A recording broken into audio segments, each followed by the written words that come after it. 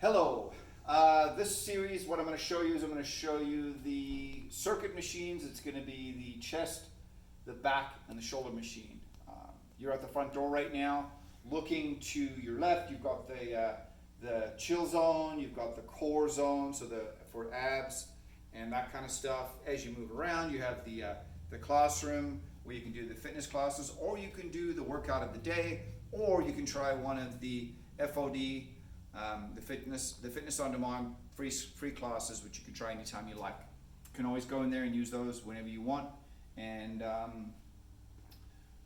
what we have here is we have the cardio machines. Right behind the cardio machines is the circuit.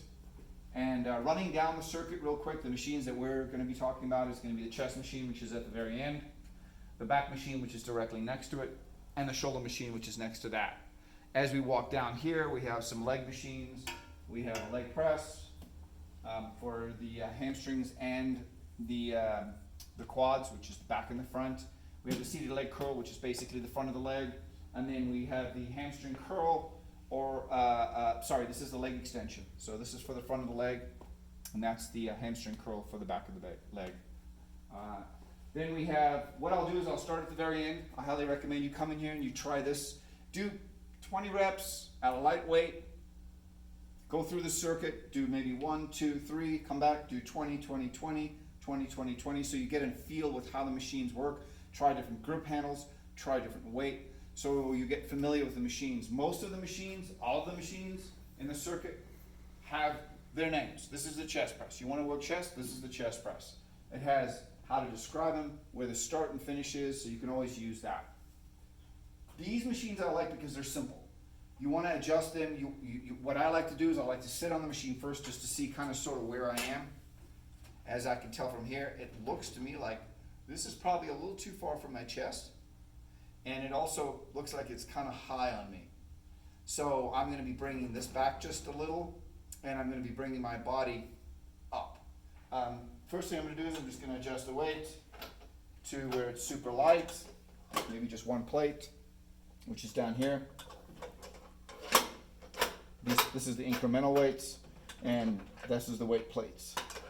So what I'll do from here is, I want to go ahead and raise the seat right here. So the best way to do that is to put a little bit of weight, to take the weight off the pin right here, and just pull the pin out. And what it'll do is it'll kind of sort of just pop up ever so slightly. So now I'm on 1, and I'm at the height that I need to be, and it's clicked in, and we're all good with where we want to be right now. So that's the height I want to be right now. That's about right for me. Perfect. It's a little far from my body. I want to get a little closer. You can adjust it as you choose. So what I want to do is I want to bring the seat forward ever so slightly. I'm going to go ahead and hold onto the chair, and I'm going to adjust it. So just note that if I am pulling back and I try to pull that out, that's not going to happen. So what I'll do is I'll kind of neutralize that pin as it goes in, and you'll notice that it moves very easily. So I'll move it forward ever so slightly. Now I have this a lot closer, and it looks like we're ready to go. Once you've done this once or twice, it'll feel like second nature. Sit back. It's a chest press machine, and you just drive away for chest press. Nice thing about this is you can adjust your hands to wider. You can adjust your hands to closer. And I see a lot of people even doing chest and triceps like this. So there's a lot of different ways that you can adjust your hands to work out differently. That is the chest press. Once you get familiar with this machine, it'll be the first 3 machines. The rest of the machines will come naturally to you. There's just a couple of quirks that you have to learn as you go along. The back machine, the pull down. It's called the pull down. The instructions are right here. There's only yellow here, and there is no yellow here, so the seat cannot be adjusted. The only thing you have to worry about is this. So all I want to do is I want to be able to get into the machine. As I get in here, I notice that it's kind of tight. So what I'm going to do is I'm going to lift a little bit with my leg, ever so slightly. I'm going to release the pressure from the pin that's right here. because if I'm pushing down and I try to pull that, it's not going to come out. But if I push up ever so slightly and I pull out, it just pops right out. Super easy. So I've made enough room for my legs to go underneath there. Feels comfortable. I'll adjust the weight to where, one or two plates. And then what I'll do is I'll stand up, grab a hold. As you can see, you have multiple ways to hold. You can hold like that. You can hold like that. You can hold like that. It just all depends on how you want to address the pull down.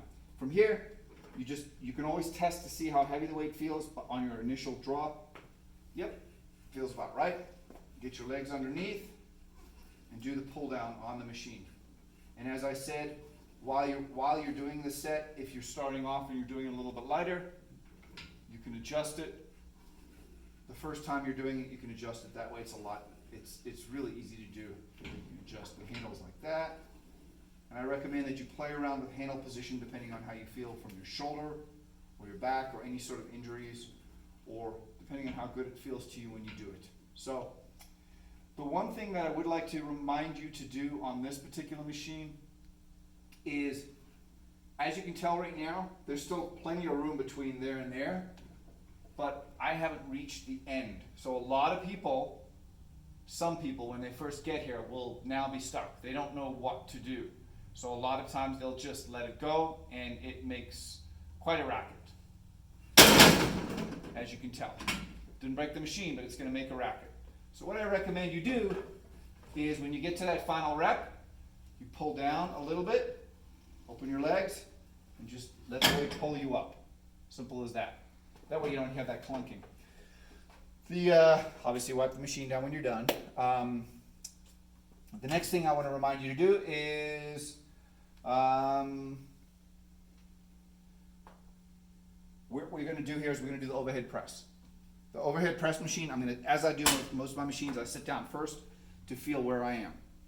I'm going to see that I'm using the overhead press. I'm going to look at the start and the finish. I'm going to adjust the weights to where it's pretty low, where I've got only a plate or two on there. I'm going to feel the machine out, see how she feels on me. And then what I'm going to do is, I'm going to adjust it accordingly. So from here, I'm just going to step up. I'm going to adjust by releasing a little bit of the weight from it, right here. And I can adjust it down or up depending on how I feel. So I wanted to bring that down a little, give myself a little bit more. I always like to make sure that it's clicked in and that it's safe for me to sit down. Then I'll go ahead and I'll sit down. Different handle positions, there, depending. My favorite is right here. I have a shoulder issue. So I'll sit right here, body back, and drive the shoulders.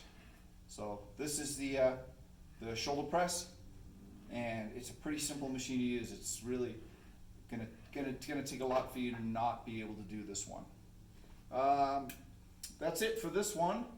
In the next series, what I will do is I will go ahead and I'll show you some leg machines. Once I've done the leg machines, I'll do some biceps and triceps, some arms, and so stick around.